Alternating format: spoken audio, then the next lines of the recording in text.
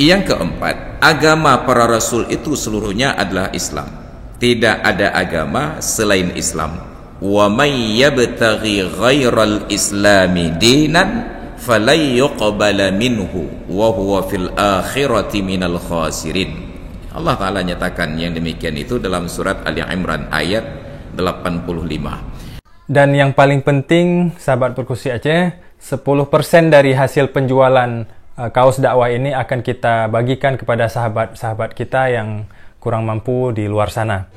Ilmu tanyo benar, amai tanyo benar, kure tanyo benar, ngak selamat dunia akhirat. Bismillahirrahmanirrahim. Assalamualaikum warahmatullahi wabarakatuh. Alhamdulillahi rabbil alamin, wal aqibatu lil muttaqin, wala udwana illa 'alal zalimin, wala haula wala quwwata illa billahil aliyyil azim. Wassalatu wassalamu ala habibina Muhammadin asyrafil anbiya'i wal mursalin, al-mab'uthi rahmatan lil alamin, wa ala alihi wa sahbihi ajma'in. Wa ba'du. Hadirin dan hadirat jemaah salat maghrib, salat isya dan pengajian yang dirahmati Allah, malam ini sudah sampai di 16 Rajab 1444 Hijriah, 1 bulan setengah menjelang hadirnya Ramadan 1444.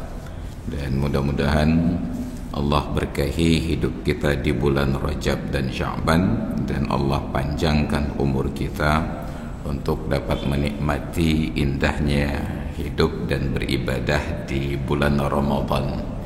Tentu saja kita juga berharap agar para pengambil kebijakan di negeri ini memahami bahwa ibadah di bulan Ramadan bukan mengejar target cepat selesai, tetapi bagaimana mengisi setiap saat, setiap waktu dengan aktivitas ibadah. Dan tentu saja ibadah yang dimaksud bukan sebatas ibadah mahdhah, hanya salat, hanya puasa dan sedekah serta tilawah. Tidak terkecuali aktivitas bagi kita mencari nafkah, itu juga merupakan ibadah. Karena itu sangat menyedihkan ketika pemahaman ini tidak tersampaikan dengan baik, terjadilah kontradiksi di dalam kehidupan bulan Ramadan. Betapa oleh para pengambil kebijakan mengharuskan orang-orang yang melakukan ibadah wajib untuk berhenti demi menghormati orang-orang yang akan melakukan ibadah sunat. Kita ambil contoh sederhana, mencari nafkah itu wajib, sedangkan salat tarawih sehebat apapun tetap sunat. Tapi kenyataannya dilarang buka tempat usaha mencari nafkah di malam-malam bulan Ramadan demi menghargai yang salat tarawih. Mungkin dicari pembenaran yang lain, kan sudah ada sepanjang siang waktu untuk mencari nafkah. Iya, kalau nafkahnya bukan jualan di warung kopi, hanya yang mekak kedai kopi pajang yang mekak caurok, maka menjadi persoalan tersendiri. Jadi sudah sejak lama saya provokasi para pejabat pengambil kebijakan, kenapa tidak malam-malam bulan Ramadan itu tetap berlalu seperti malam-malam yang lain. Paling-paling salat isya saja berjamaah, nanti disesuaikan salat tarawih sesuai dengan namanya, salat qiyamul Ramadan, salat setelah bangun di malam-malam bulan Ramadan. Mungkin ya sekitar jam 1, jam 2, jam 3 salat tarawih. Namun tetap saja pertanyaannya, naureng jak tarawih popohnya. Kalaupun tidak ada yang datang tetap tidak ada masalah, karena toh sepanjang Ramadan gak ada yang sholat tarawih tetap tidak berdosa. Tetapi ada kemungkinan banyak keluarga yang bubar, terjadi perceraian karena suami tidak sanggup sediakan nafkah karena tidak diizinkan untuk berusaha. Tapi sayangnya pesan-pesan itu kita harus berhadapan dengan orang-orang yang levelnya di atas kita, guru-guru kita. Walaupun guru tetapi tidak paham tentang persoalan yang terjadi di bawah. Mungkin salah satu faktornya mereka tidak pernah berada di bawah, tidak merasakan apa yang dirasakan oleh orang-orang di sekitar kita. Maka mudah-mudahan sebagaimana doa-doa yang kita sampaikan selama ini, Allahumma barik lana fi Rajab wa Sya'bana wa ballighna Ramadan. Ya Allah, berkahilah kehidupan kami di bulan Rajab dan di bulan Sya'ban, dan panjangkanlah umur kami sampai ke bulan Ramadan.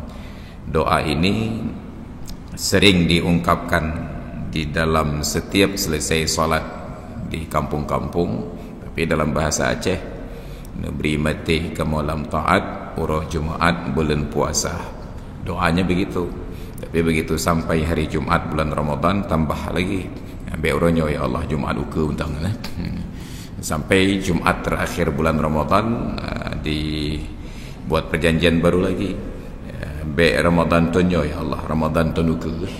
Karena sebenarnya bukan tentang waktu urah Jumat bulan Ramadan, tapi tentang yang sebelumnya, nebri mati kamu lam taat urah Jumat bulan Ramadan. Karena kalau hanya sebatas urah Jumat bulan Ramadan, Abu Jahal itu meninggal di hari Jumat bulan Ramadan, 17 Ramadan lagi, dalam keadaan taat juga, taat pada aturan jahiliyahnya, sedang memerangi Nabi dan umat Islam. Meninggal Abu Jahal, bukan meninggal, mati di hari Jumat 17 Ramadan. Jadi yang penting taatnya, bukan tentang waktu. Ya. Kita kembali ke kajian yang sebelumnya. Inti dari dakwah para rasul seragam, dimulai dari yang pertama. Ada beberapa realitas dari penjelasan Al-Quran tentang dakwah para rasul. Yang pertama, penciptaan manusia itu dalam bentuk yang lengkap, bukan setengah jadi, tetapi merupakan bentuk manusia ideal yang sudah layak untuk berkembang biak, bereproduksi. Yang kedua, Allah Ta'ala telah memperkenalkan dirinya kepada setiap generasi dan setiap umat, dikirim Nabi. Wa im min ummatin illa khala fiha nadhir.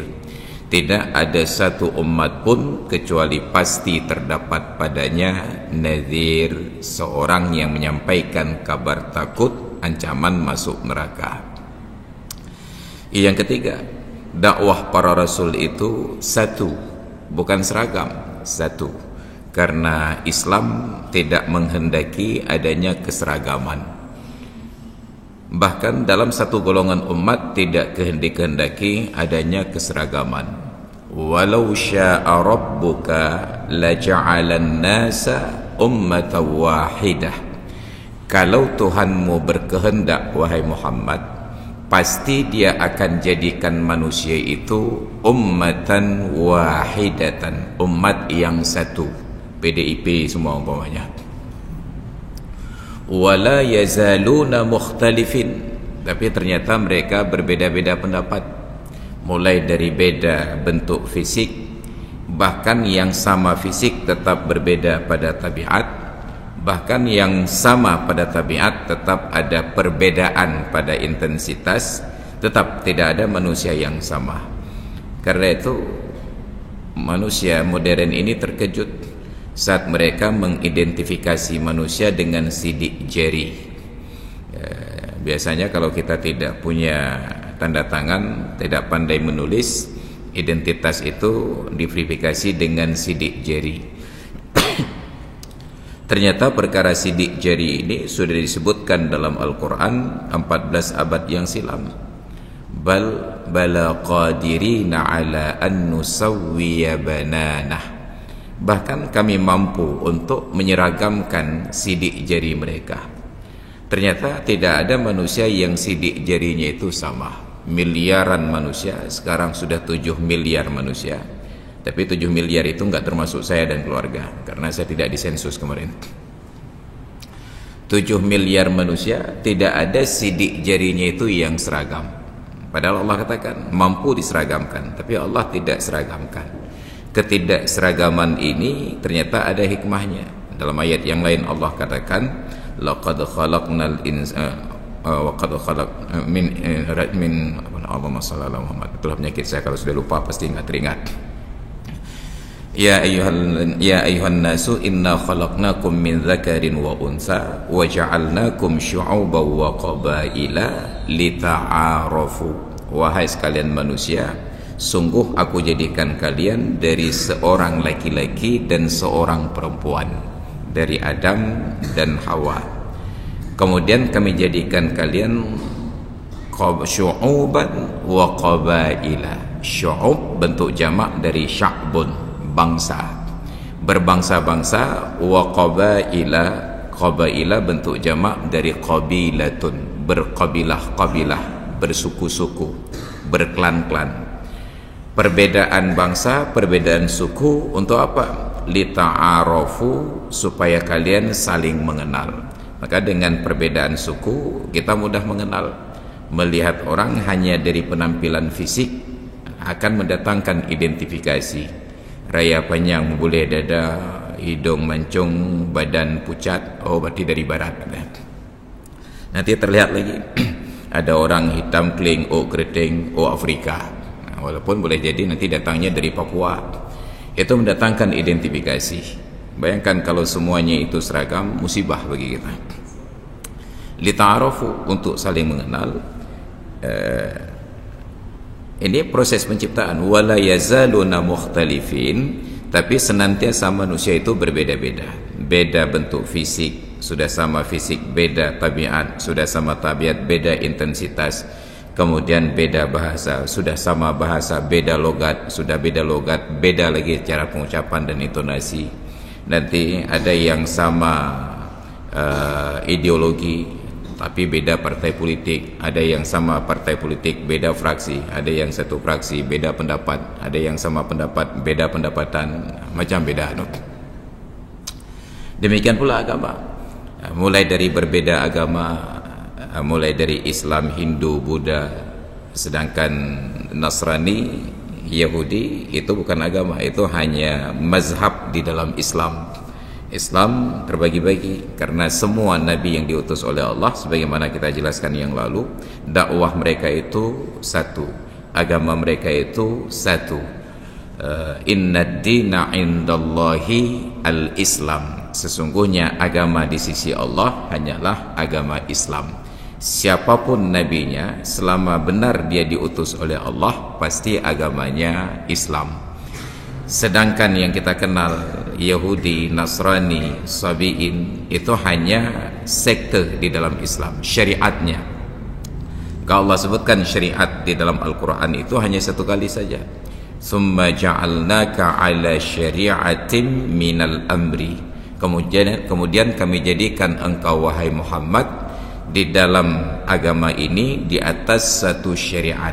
Maka karakteristik kita selain dari agamanya Islam, syariatnya juga syariat Islam. Itu yang spesifik. Kalau hanya agama Islam, Yahudi pun agamanya Islam. Makanya orang-orang Yahudi, nenek moyang mereka menyatakan diri Islam. Ketika Nabi Yakub, cikal bakalnya Yahudi, Yakub ini dalam bahasa mereka disebut Israel. Anaknya 12 orang. 12 orang anaknya, kesemuanya laki-laki. Anak laki-laki dalam bahasa Arab disebut dengan Banin. Ketika dinisbahkan, nunnya itu hilang satu menjadi Bani Israel. Seperti kita anaknya Adam disebut Bani Adam. 12 orang. Ketika Nabi Yakub menjelang ajal, beliau konfirmasi ke anak-anaknya, ma ta'buduna min ba'di. Nanti setelah aku mati kalian sembah apa? Apa jawaban 12 orang anak Nabi Yakub? Apa jawaban 12 orang Bani Israel ini? Qalu na'budu ilahaka wa ilaha abaika Ibrahim wa Ismaila wa Ishaqa ilaha wahidah. Kami akan sembah Tuhanmu wahai ayah kami dan Tuhan ayah-ayahmu sebelumnya. Siapa saja ayah-ayahmu sebelumnya? Ibrahim, padahal Ibrahim itu kakeknya. Ismail, padahal Ismail itu pakwanya. Ishak baru ayah dari Yakub. Berapa orang jumlah Tuhannya? Ilaha wahidah, Tuhan yang satu. Apa agama mereka? Wa nahnu lahu muslimun, dan kami adalah orang yang muslim kepadanya. Jadi nomenklatur kata-kata Islam ini diperkenalkan pertama kali oleh Nabi Ibrahim alaihissalam. Wa ma ja'ala 'alaikum fid dini min harajin, tidaklah ia jadikan untuk kalian di dalam menjalankan agama ini adanya kesulitan-kesulitan. Agama yang mana? Millata abikum Ibrahim, yaitu agama nenek moyang kalian Ibrahim. Siapa Ibrahim itu? Huwa sammakumul muslimina min qablu, dialah yang menamakan kalian muslim dulunya. Wa fi hadza, demikian pula di dalam kitab ini. Maka setiap kali disebutkan Nabi Ibrahim, selalu dikesampingkan kemungkinan Yahudi dan Nasrani dan dipertegas sebagai muslim. Maka na Ibrahimu Yahudiyan wala Nasraniyan. Ibrahim itu bukan Yahudi, Ibrahim itu bukan Nasrani. Lalu apa agama Ibrahim? Walakin kana hanifan muslima, tapi beliau seorang yang hanif, yang muslim. Setiap kali disebut Ibrahim disinggung keyakinan beliau muslim. Ketika Yahudi mengklaim bahwa Ibrahim Yahudi, Nasrani mengklaim bahwa Ibrahim Nasrani, Allah pertanyakan, wa ma unzilatit tauratu wal injilu illa min ba'dih. Bagaimana kalian akan katakan Ibrahim Yahudi? Bagaimana kalian akan katakan Ibrahim itu Nasrani? Padahal Taurat dan Injil tidak diturunkan oleh Allah kecuali setelah Ibrahim meninggal dunia. Ibrahim meninggal dunia, besar putra-putra beliau Ismail dan Ishak. Ismail dan Ishak meninggal dunia, besar Yakub. Yakub meninggal dunia, baru besar Bani Israel. Hijrah Nabi Yusuf, bukan hijrah, dibuang Nabi Yusuf ke dalam sumur Jub, lalu ditemukan oleh para pedagang, dibawa ke Mesir, dijual, dibeli oleh raja, diadopsi jadi anak angkat, berkuasa. Lalu setelah berkuasa, diundang ayah dan ibu tirinya datang ke Mesir berikut dengan 11 orang saudaranya. Setelah mereka berdamai, lalu mereka menetap di Mesir. Masuklah Bani Israel ke Mesir, padahal penduduk asli Mesir itu adalah suku Qibti, keluarga Fir'aun. Karena yang berkuasa adalah Nabi Yusuf dari Bani Israel, pendatang, kan bukan Asoluk, maka berontaklah Asoluk. Apa pasal, bahasa Indonesia cakap, apa pasal pendatang jadi penguasa, kami hanya jadi pekerja di sini? Maka berontaklah, diperbudaklah Bani Israel. Berjalanlah waktu sampai lahir Nabi Musa, lalu turunlah kitab Taurat. Tiba-tiba orang yang hidup dengan syariat Taurat menyatakan Ibrahim itu Yahudi. Ini sama seperti PDIP sekarang mengakui bahwa Soekarno itu adalah Dewan Penasihat PDIP. Maka hilap, panjang kata mau ngenan. Makanya salah ketika putu Soekarno ditempel di ini kan sampai lagi WPA ya lah putu Sultan Iskandar Muda kan. Sejak kapan Sultan Iskandar Muda masuk partai PA? Ini contoh sederhana. Lalu bagaimana kalian mengklaim bahwa Ibrahim itu Yahudi? Wa ma unzilatit tauratu wal injilu illa min ba'di. Injil lebih telat lagi di masa Nabi Isa alaihissalam. Maka setiap nabi agamanya itu adalah Islam, sedangkan Yahudi itu adalah syariat, Nasrani adalah syariat, agamanya tetap Islam. Maka kesimpulan yang ketiga, dakwatur rusul wahidatun, dakwah para rasul itu satu, bukan seragam. fa aslu da'watihim jami'an wa lubbuha at-tauhidu, maka pokok dakwah mereka dan saripatinya adalah tauhid, bi ta'rifin nasi ala rabbihim wa ma'budihim, caranya memperkenalkan manusia kepada Tuhannya dan sesembahannya, memperkenalkan Tuhan dan sesembahan. Sebab nanti ada yang mengenal Tuhan tapi salah penyembahan. Bayangkan betapa banyak orang yang mengaku Tuhannya Allah tetapi yang disembah patung, yang disembah berhala.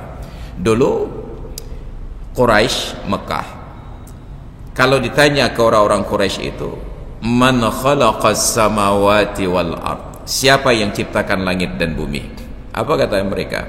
La yaqulunna Allah, pasti mereka akan menjawab pencipta langit dan bumi adalah Allah. Lalu kenapa sembah berhala? Karena mereka tidak tahu bagaimana menyembah. Makanya dipertegas di sini, bi ta'rifihim rabbahum wa ma'budahum, memperkenalkan kepada mereka Tuhan mereka dan sesembahan mereka. Oke, kalian sudah kenal Allah sebagai Tuhan, tapi kalian tidak tahu bagaimana menyembah Allah sebagai Tuhan. Diperkenalkan. Wa bayanit tariqati allati ya'budunahu bihi, dan memperkenalkan, menjelaskan bagaimana cara mereka beribadah kepadanya, beribadah kepada Allah. Maka ibadah tersebut tidak boleh dimodifikasi suka-suka hati, harus berdasarkan dalil, apakah dalil umum ataupun dalil khusus. Cuma sayangnya kawan-kawan kita sebelah maunya dalil khusus semuanya. Jadi tidak cukup hanya dengan dalil umum. Ketika ada perintah zikir itu tidak cukup, mesti ada zikir yang lebih jelas. Maka dulu kan sempat ribut-ribut persoalan baca Fatihah setelah sholat. Kenapa? Karena mereka minta dalil yang khusus. Harus ada hadis yang berbunyi fa idza qadaitumus salata faqra'ul fatihata. Bumunan dalil aja. Maka ilhamnya. Padahal sudah ada dalil umum. Fa idza qadaytumus salata fadhkurullaha qiyaman wa qu'udan wa 'ala junubikum fa idza tama'nantum fa aqimus shalah. Apabila kalian telah selesai salat, maka berzikirlah kepada Allah sambil berdiri, sambil duduk, sambil berbaring. Dan kalau kalian sudah tenang, dirikanlah salat. Ini perintah umum untuk berzikir setelah salat. Apa bentuk zikirnya? Terbagi dua kategori. Ada yang ma'thur, ada yang ghairu ma'thur. Apa itu ma'thur? Bentuk-bentuk wirid yang diajarkan oleh Nabi pada keadaan tertentu ataupun pada waktu-waktu yang tertentu. Itu disebut dengan ma'thur. Jamaknya ma'thurat. Sedangkan yang ghairu ma'thur, segala bentuk zikir kapanpun dan dimanapun boleh diamalkan kecuali pada tempat-tempat dan waktu-waktu yang dilarang. Di mana tempat yang dilarang? Di kakus. Maka tidak boleh sambil menunggu selesai buang hajat ada merhati-merhati itu subhanallah walhamdulillah. Itu tempat yang dilarang. Kapan waktu yang dilarang? Mohon maaf, ketika sedang bersenggama, berhubungan suami istri, itu jangan dalam rangka mencetak anak-anak yang Qur'ani, kayak ulang-ulang ayat Qur'an. Itu waktu yang dilarang. Selain daripada waktu dan tempat tersebut, dimanapun boleh berzikir, kecuali satu lagi, tidak boleh berzikir dalam bentuk zikir-zikir tersebut ketika khatib sedang menyampaikan khutbah. Jadi jangan nanti hari Jumat sambil menunggu khatib selesai, kita cak bom sabah, tak putar-putar tu subhanallah, subhanallah, subhanallah. Itu bukan zikir, itu maksiat. Karena zikir orang yang sedang hadir di depan khatib pada saat khutbah adalah memperhatikan khatib, bukan mengucapkan zikir-zikir ini. Memperhatikan khatib itulah zikirnya. Makin seksama kita perhatikan, makin tinggi derajat zikirnya. Tiba-tiba sedang fokus dengar khatib, lewatlah tabung amal di depan. Bahkan menggesernya saja tanpa melihat itu sudah mengganggu konsentrasi.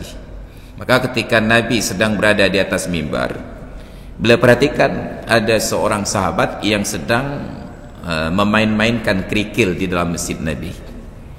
Karena saat itu lantai masjid Nabi belum pakai ubin, apalagi karpet begini. Maka karpet seperti ini dan ubin itu bid'ah karena nggak ada di zaman Nabi. Wa kullu bid'atin dhalalah, setiap bid'ah itu sesat. Wa kullu dhalalatin finnar, dan setiap yang sesat masuk neraka. Maka semua masjid termasuk masjid Wahabi itu masuk neraka semuanya karena bid'ah semuanya. Ini versi mereka, tokoh sebelah. Jadi sedang main-main kerikil.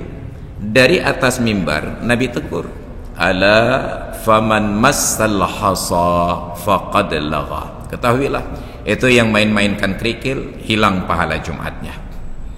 Nabi hanya menyebutkan kerikil, tapi menurut kawan-kawan sebelah buka HP nggak apa-apa karena HP bukan kerikil, dan belum ada HP jadi kerikil, belum ada kerikil jadi HP. Itu karena mereka perlu dalil secara khusus. Maka ilham mengada depuk watat rusak syariat. Siapa yang menyentuh kerikil hilang pahalanya. Diqiyaskan oleh para ulama, kalau hanya pegang kerikil saja yang tidak perlu konsentrasi itu sudah dianggap menghilangkan pahala Jumat. Bayangkan orang yang memasukkan uang ke dalam celeng hari Jumat, itu tentu lebih mengalihkan konsentrasi. Tentu kita mesti berkenalan dengan wajah di uang tersebut. Ini Soekarno apa Sudirman atau Patimura.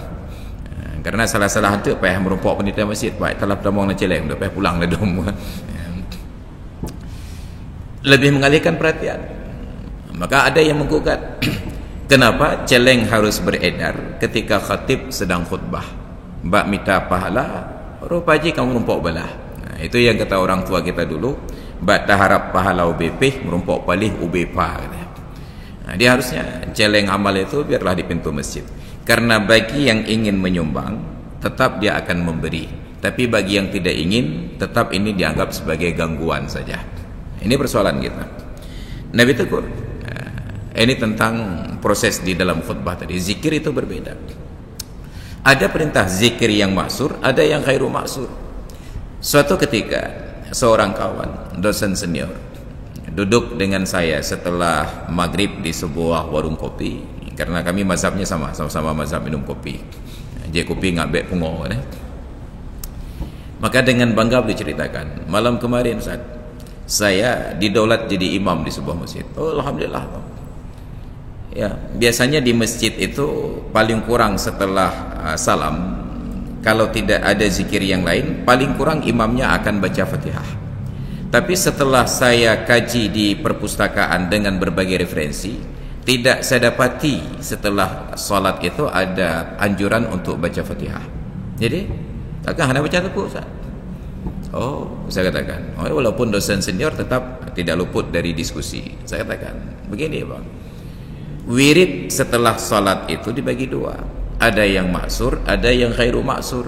Yang maksur itu misalnya subhanallah, alhamdulillah, Allah akbar dan seumpamanya. Yang khairu maksur itu segala bentuk zikir, tidak terkecuali ayat Al-Quran, mau Al-Fatihah, Al-Baqarah, Al-Ma'un dan lain sebagainya, tetap itu zikir. Kecuali kalau kita anggap itu sebagai dangdut koplo, ini tetap zikir. Kalau pertanyaannya, mana yang lebih baik kita praktekkan setelah sholat, zikir yang maksur atau yang khairu maksur?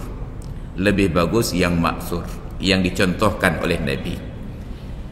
Tapi karena tidak sempat melakukan yang khairu maksur, harusnya turun kepada yang maksur. Ya, dia tidak sempat yang maksur, harusnya turun kepada yang khairu maksur. Baca semua zikir termasuk Fatihah. Ini justru tidak sempat mengerjakan yang maksur, ditinggalkan yang khairu maksur, berpaling kepada tidak berzikir sama sekali. Yang penyakit orang Aceh, saya katakan. Orang Acehnya dijawab rubah. Ini persoalan pemahaman yang keliru. Kalau pertanyaannya, mana lebih bagus kita baca Fatihah saja dengan subhanallah, alhamdulillah, Allah akbar masing-masing 33 kali. Lebih bagus masing-masing ini yang 33 kali. Tapi pertanyaannya, kalau tidak sempat baca subhanallah, alhamdulillah, Allah akbar masing-masing 33 kali, mana lebih bagus kita baca Fatihah sekali dengan tidak baca sama sekali? Lebih bagus baca Fatihah sekali daripada tidak sama sekali. Maka dibagi tingkatan aulawiyat. Ada perintah umum. Jadi ibadah itu harus ada perintah lebih dahulu. Kalau sudah ada perintah umum, ingin melarang orang lain, perlu dalil untuk melarang. Tapi ada dosen-dosen yang sok-sok mantap naik kampus. Saat kita tanyakan mana larangannya, dia tanya mana ada perintah, mana ada urusan ibadah mencari larangan. Dia tidak paham bahwa dasarnya ibadah itu sudah ada perintah. Ketika perintahnya berlaku umum, untuk melarang orang melakukan perlu dalil khusus yang melarang. Selama tidak ada larangan, tetap berlaku dalil umum. Berzikirlah kapanpun dan dimanapun, sampai ada larangan secara khusus. Yang tidak boleh berimprovisasi melakukan ibadah. Walaupun di dalam sholat, tetap selama itu zikir diizinkan. Makanya bacaan-bacaan seperti Allahu Akbar kabira walhamdulillahi katsira subhanallahi bukrata wa asila, itu bukan ajaran Nabi. Improvisasi para sahabat di dalam salat, tapi karena bahasanya adalah zikir, tetap diakomodir oleh agama. Nabi tidak vonis itu bid'ah. Sifatnya udah tak bid'ah tu. Dia pandai itu bid'ah. Ya. Ini contoh sederhana. Maka diajarkanlah cara mereka, dijelaskanlah cara mereka untuk beribadah kepada Tuhan tersebut. Ini dakwah para rasul. Yang keempat, agama para rasul itu seluruhnya adalah Islam. Tidak ada agama selain Islam. Wa may yabtaghi ghairal islami dinan falan yuqbala minhu wa huwa fil akhirati minal khasirin. Allah Ta'ala nyatakan yang demikian itu dalam surat Ali Imran ayat 85. Barang siapa yang mencari selain Islam sebagai agama, maka tidak akan diterima darinya, sedangkan dia nanti di akhirat termasuk dalam golongan orang-orang yang rugi. Maka luar biasa, Islam itu ketika ditelusuri oleh orang yang berilmu, apapun ilmunya, dia akan dapati kebenaran. Jadi beberapa malam yang lalu saya nonton di YouTube seorang praktisi sihir di Amerika. Dia sudah sampai pada tahap hampir buat perjanjian khusus dengan iblis, nyantruk tingkat ya, perempuan. Lalu dia mencari pencerahan-pencerahan. Dia coba datang ke berbagai tempat ibadah berbagai agama, tidak terkecuali ke gereja, ke sinagog dan lain sebagainya. Dia coba berdiskusi dengan tokoh-tokoh agamanya, pendeta, rahib dan lain sebagainya. Apa yang terjadi? Katanya, setiap saya berdialog dengan pemimpin agama yang lain, selalu saja menemui jalan buntu. Ada saja jalan buntu, dan jalan buntu itu sangat dangkal, tidak terlalu jauh masuk, mentok. Mereka tidak bisa memberikan penjelasan. Sampai akhirnya saya datang ke masjid, saya berdialog dengan imam masjid, dan saya hanyut dalam penjelasan mereka. Tidak ada jalan buntu sama sekali, selalu ada penjelasan. Nyan tukang sihir, cuma dia belum mendapatkan hidayah untuk menjadi seorang muslim. Praktisi sihir, hampir sekelas David Copperfield, pegang perjanjian dengan iblis. Tapi dia buat pengakuan tersebut, dia dalami praktek-praktek sihir tersebut, semua jenis ilmu hitam. Tapi begitu dia dapatkan pencerahan untuk keluar dari gelapnya batin, dia coba datang tempat-tempat ibadah yang dia kenal dari semua agama, dan semuanya mentok jalan buntu. Maka kita juga bisa praktekkan. Coba berdiskusi tentang akidah dengan tokoh agama manapun, pasti buntu. Supaya kita jangan terlalu repot dan jangan capek-capek, coba tonton saja rekaman dialog antara pendeta dengan pendakwa-pendakwa muslim. Apakah mulai dari Ahmad Deedat sampai dengan muridnya Zakir Naik. Bagaimana agama-agama lain yang pendetanya itu, tokoh agamanya itu sudah level internasional. Hanya kita pegah mengaili ke profesor. Tapi ternyata mentok begitu bertemu pertanyaan tertentu. Begitu ditanyakan kepada tokoh Islam, semua ada penjelasan. Selesai. Itu saja sudah menjadi bukti nyata betapa Islam tidak merahasiakan apapun. Maka kalau di dalam Islam ada yang buat pengajian rahasia-rahasia, yakinlah Islam berlepas diri darinya. Islam tapi pengajiannya rahasia, buat pengajian khusus. Begitu datang orang lain, bubar pengajian. Termasuk tetangga kita yang di sebelah, Pak. Tidak boleh bergabung dengan komunitas yang lain. Jalan Kelapa, Pak. Bayangkan bangun masjid pribadi, mesti warga Prada mengganteng-ganteng aja kena bahaya banyak. Bah jeruk. mau ada hantim jak dari cokeng dia jak kau nak mau lah datang bah pulih penyakin. Saya tidak pernah melihat, cuma riwayatnya sudah mutawatir. Setiap orang yang lain di luar komunitas mereka masuk ke sana dibasuh 7 kali seperti mensucikan najis anjing. Wallahu alam, entah benar entah tidak, tapi riwayatnya sudah sangat mutawatir. Bila benar demikian, saran saya cobalah datang bergantian 3 bah jeru ya, bah BI. Kenapa? Supaya mereka sadar bagaimana mengaku diri sebagai muslim bila menganggap saudaramu sesama Islam itu seperti najis. Nauzubillah. Padahal Nabi saja masih berinteraksi dengan orang-orang yang menyembah berhala. Paman beliau Abu Talib masih menyembah berhala, tapi Nabi numpang tidur di rumah Abu Talib. Abu Talib menyembah berhala, tapi Nabi makan dan minum di rumah Abu Talib. Abu Talib menyembah berhala, tapi saat Abu Talib sakit berat tetap Nabi datang untuk menjenguk dan melihat. Semua Rasul agamanya Islam. Kemudian Nuh katakan, wa umirtu an akuna minal muslimin, dan aku diperintahkan oleh Allah untuk menjadi sebahagian dari orang-orang yang muslim. Itu Nuh. Padahal tadi kita sebutkan di dalam Al-Quran, yang pertama memperkenalkan nomenklatur kata muslim itu adalah Nabi Ibrahim. Tapi ternyata Nuh juga menyatakan muslim. Kemudian Allah katakan tentang Taurat, yahkumu bihan nabiyyuna alladzina aslamu lilladzina hadu, yang menghukum dengan Taurat tersebut oleh nabi-nabi yang mereka ini beragama Islam, lilladzina hadu, untuk orang-orang yang mengikuti syariat Yahudi. Nabinya Islam, syariat yang diajarkan Yahudi. Kemudian Nabi Musa katakan pada kaumnya, in kuntum amantum billahi fa alaihi tawakkalu in kuntum muslimin. Bila benar kalian beriman kepada Allah, maka kepadanya lah kalian bertawakal bila benar-benar kalian muslim. Ini penegasan Nabi Musa kepada kaumnya yang kemudian dikenal sebagai Yahudi. Kemudian Allah perintahkan kekasihnya Ibrahim untuk masuk Islam. Faqala, maka Ibrahim katakan, aslamtu li rabbil alamin, aku berserah diri, aku masuk Islam kepada Tuhan sekalian alam. Wa wassa biha Ibrahim banihi wa Yaqub, maka Ibrahim berwasiat dengan agama Islam itu kepada anak-anaknya. Demikian pula Yaqub, ya baniya innallaha astafa lakumuddina fala tamutunna illa wa antum muslimun. Wahai anak-anakku, sesungguhnya Allah telah memilih bagi kalian agama, maka janganlah sekali-kali kalian mati kecuali kalian dalam keadaan Islam. Maka tidak ada seorang nabi yang ajarannya bukan ajaran Islam, yang agamanya bukan Islam.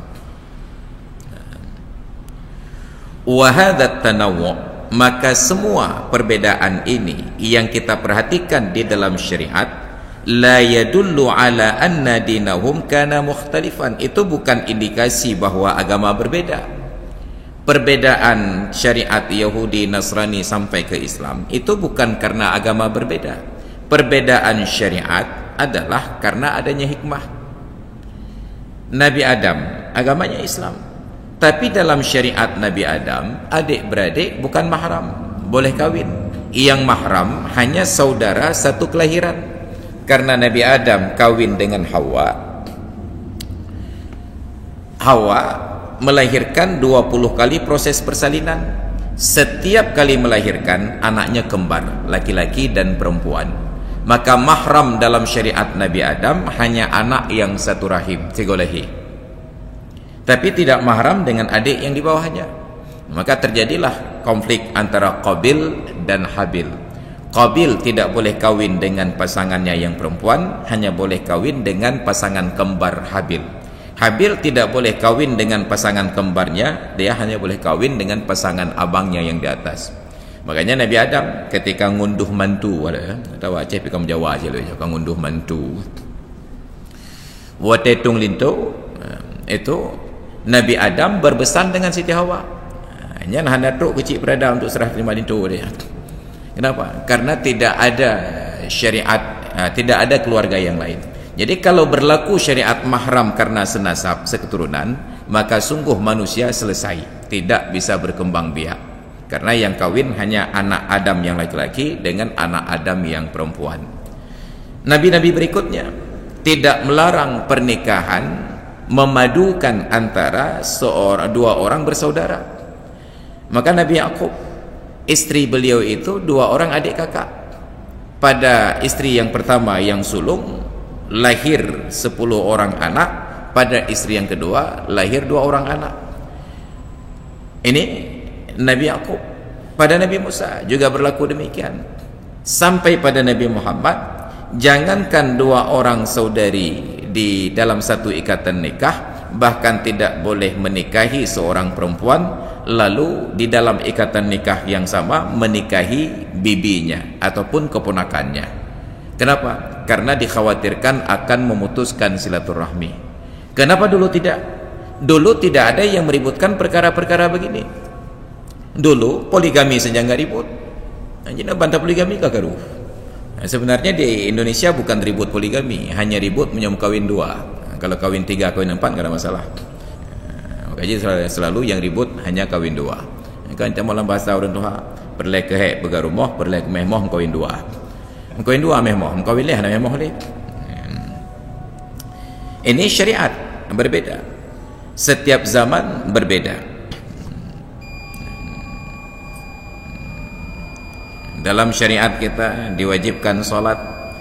Salat diizinkan untuk salat dimanapun, yang penting tempatnya tidak diyakini bernajis. Sedangkan umat sebelum kita ketika beribadah wajib memastikan tempat itu suci. Makanya orang Islam datang ke gereja mau salat, silahkan. Orang Islam datang ke sinagog mau salat, silahkan. Sedangkan orang Yahudi mau datang ke masjid untuk salat, mereka harus bersihkan masjid dulu, cuci dulu. Orang Nasrani mau datang ke masjid buat sholat misa, mereka harus bersihkan masjid dulu. Maka mungkin yang di sana itu ajarannya Yahudi dan Nasrani, pelihara masjid lewat kena badan, harus pastikan sucinya dulu. Sedangkan umat Islam tidak wajib memastikan suci, yang penting jangan terbukti najis. Maka kita dimudahkan, tidak harus pasti, yang penting tidak ada dugaan di situ terjadi najis. Sedangkan konsep yang dibangun sekarang ini, entah siapa yang memulai, mengajak kita untuk curiga. Dan itu yang sedang saya perangi dalam tanda kutip. Kenapa ada masjid-masjid tertentu, bahkan sudah banyak masjidnya, ketika ada jemaah yang keluar dari tempat bersuci, tempat wudhu dan tempat cebok, memaksa jemaahnya untuk masuk dalam kolam renang sempit itu, genangan air. Genangan airnya sedikit, padahal rata-rata orang yang masuk kamar mandi itu sudah suci. Ketika ada satu orang yang tidak suci, mungkin kena kencing di kakinya, masuk dalam kolam kecil ini, karena airnya sedikit tidak sampai 2 qullah, bernajislah air dalam kolam tersebut. Setiap orang yang masuk berikutnya tertular najis. Itu proyek pemerataan najis. Dulu pertama saya lihat itu ada di Masjid Sari, bukan Sari, di Masjid Sari. Karena lama-lama jadi Sari, sama seperti ulele jadi olele. Nah, tapi kolamnya besar, itu airnya lebih daripada 2 qullah. Tapi masjid-masjid yang lain kolamnya kecil, mekeleh undang, latah, grup cangguk, grup keledai, naik grup napure kayaknya, masuk dalam kolam kecil. Ini proyek pemerataan najis. Nauzubillah, enggak perlu. Kalaupun mau dibuat supaya orang mau bersih-bersih, sediakan keran air saja yang mengalir. Jangan dipaksa masuk dalam kolam. Andai kata pun tidak ada yang bernajis, tetap saja tidak nyaman. Karena yang masuk ke dalam air itu boleh jadi mukurab, mupure, paling kurang cemekam. Dan kita tidak nyaman ketika berada dalam kolam yang sama dengan orang-orang yang berbeda tersebut. Hanya persoalan. Belum lagi, entah siapa yang memulai pertama, dari tempat wudhu masuk ke masjid, itu di lantainya ditulis batas suci. Nyen bid'ah terbesar abad 21.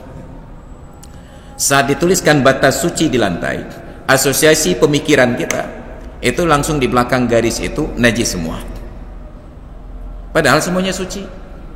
Ketika beberapa panitia masjid yang menuliskan batas suci di lantai saya konfirmasi, nyampe mana batas suci? Akhirnya keluar jawaban, Maksudnya begini Pak Ustaz, orang-orang yang datang pakai alas kaki belah hadis ke bodoh. Pegahlah batas laut. Jangan macam gabu dah. Kenapa tidak ditulis batas alas kaki? Jangan batas suci. Bahkan menuliskan batas alas kaki saja sudah bid'ah itu. Karena tidak ada larangan dalam Islam memasukkan sendal ke dalam masjid. Coba bacalah hadis. Nabi salat pakai sendal, sahabat salat pakai sendal. Yang you plus makanya tulisan harap lepaskan alas kaki di tangga masjidnya bid'ah di atas bid'ah. Wa kullu bid'atin dhalalah. Tidak ada larangan masuk masjid dengan alas kaki di dalam syariat. Kalaupun ada larangan, itu larangan dari BKM masjid. Jadi jangan pula nanti solat Isya yang ke pulau tulai luar kau ya balau dalam yang kagak buat lama dia tu. Kenapa? Karena masjid Nabi dulu dalam dan luar sama, lantainya itu lantai tanah, tidak pakai ubin, tidak pakai karpet. Idenya minta masalah, tak pakai karpet, maka tidak bisa masuk sendal.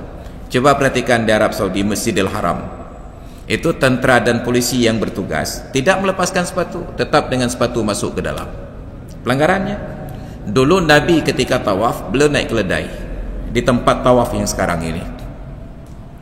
Itu keteladanan. Maka menuliskan batas suci yang bid'ah terbesar abad 21. Menyenam turi panitia masjid tulis nak gaji tegur juga. Wa kullu bid'atin dhalalah. Dan itu berdampak dan sudah terbukti berhasil. Apa dampaknya? Saat kita bertamu ke rumah-rumah kerabat, ketika kita minta izin ke kamar kecil, ke kamar mandi, langsung dipersilakan pakai sendal Pak Ustaz. Kenapa? Kadang netoi enemit benar. Kadang ada anak kecil yang kencing. Itu menunjukkan tuan rumah itu sendiri sudah meragukan kesucian rumahnya. Selama masih kadang, itu belum ada. Selama masih kadang, itu belum ada. Maka umat Islam boleh salat di semua tempat yang tidak diyakini najisnya. Umpamanya salat Id udah penuh sampai di aspal di luar itu, silahkan salat di atas jalan tanpa perlu ada alas. Kadang naik lewat mi doi, kadang selama masih kadang belum ada, sampai terlihat bit-bit melitoi, itu baru tidak boleh pura-pura tidak tahu. Kenapa? Karena sudah terlihat, itu sudah diyakini najisnya. Kita senang cari masalah. Makanya agama ini dibangun dengan syariat yang mudah. Ada perubahan. Yang dulu terasa mudah, sekarang terasa sulit. Maka dulu poligami silahkan saja. Rasulullah itu ketika menikahi istri-istri berikutnya, di hari pernikahan beliau turun dari pelaminan hanya untuk menyapa istri-istri yang lain di rumahnya. Bayangkan, kita kalau menikah dengan dua atau pelaminan, jangankan menyapa istri, datang istri ingin menyapa, kita yang hilang. Ini Nabi sedang menikmati pernikahan dengan istri yang baru, duduk di atas pelaminan, beliau turun dari pelaminan tersebut menyapa istri-istri beliau. Ini Nabi. Dulu ketika Nabi menikah lagi, umat tahu Nabi menikah lagi, mereka sediakan kenduri hadiah untuk Nabi. Sekarang kalau ustaz kawin lagi, jemaah bubar. Landuk je dengku yang rubai. Bayangkan ada perbedaan zaman. Makanya ustaz kahwin lagi enggak boleh ribut-ribut. Beda buka undangan lain memutai ketek. Bayangkan Ummu Sulaim, ibunya Anas bin Malik radhiyallahu anhu, begitu putranya yang masih kecil Anas bin Malik pulang ke rumah menyampaikan berita gembira Rasulullah kahwin lagi, dengan ceria beliau katakan, "Nak, engkau jangan kembali dulu ke rumah Rasulullah karena ibu mau masak bubur sedikit." Begitu buburnya masak, gandum campur daging dengan minyak samin, diisi dalam mangkok, beliau titip ke anaknya, "Nak, antarkan ini ke Rasulullah, sampaikan ke beliau bahwa ini hadiah sedikit dari ibu dan ucapkan salam." Maka dengan ceria Anas kembali ke rumah Nabi. Setelah masuk ketuk pintu ucapkan salam, dia katakan, "Ya Rasulullah, inna ummi tuqri'uka salam wa taqulu hadza minna qalil." Ya Rasulullah, ibuku ucapkan salam kepadamu dan mengucapkan ini sedikit hadiah dari kami. Bayangkan Nabi kawin lam gujuk hadiah. Itu dia nak orang tem jo hadiah nom kawin lam. Hanya kabut dia. Itu dulu. Bahkan dalam syariat Nabi yang sama terjadi perubahan karakter, pola pikir.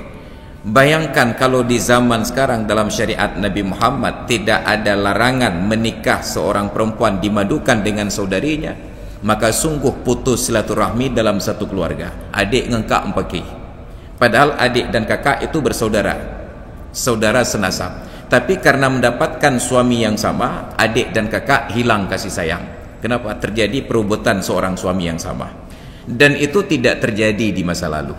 Maka syariat Islam datang sesuai dengan karakter zamannya. Tidak boleh memadukan antara seorang perempuan dengan saudarinya, atau dengan keponakan, atau dengan bibinya. Itu larangan, itu syariat. Maka yang berbeda syariat, sedangkan agama seragam. Dihadirin dan hadirat sekalian yang dirahmati Allah, itu yang harus kita pahami dari syariat yang mulia ini. Maka mudah-mudahan itu membuka wawasan bagi kita.